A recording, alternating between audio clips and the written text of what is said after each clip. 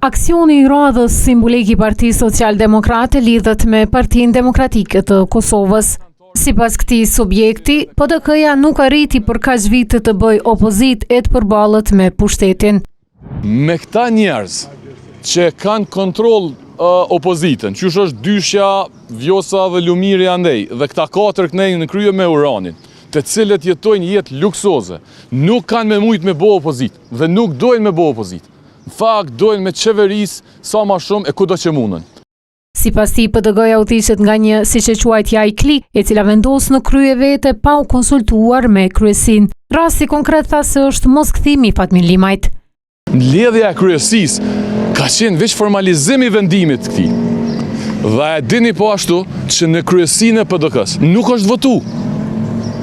Pra ka pas një debat shkurt, kryetari u qu dhe ka mbyll çështjen pa debat për këtë punë. Sepse klika ka kushzu që nëse kthehet Fatmir Limaj, këta nuk marrin pjesë. Dikush nuk bëhet shef shtapi, dikush nuk hen listë e dikush nuk garon. Molliça ju përgjigj edhe një qytetar i cili kërkoi sqarim nga ai nëse është kundër pushtetit apo kundër opozitës. Unë besoj që opozita është e rëndësishme me kohën mbërnime. Le të bëhen opozitë për një me dhe bashkëpunojnë. Amo që i shërbejnë atij dhe të tjerëve nuk mundën. Edhe një ditë më parë, PSD-ja zhvilloi një aksion simbolik ku në qendër ishte kthimi i ish presidentës Vjosa Osmani në LDK.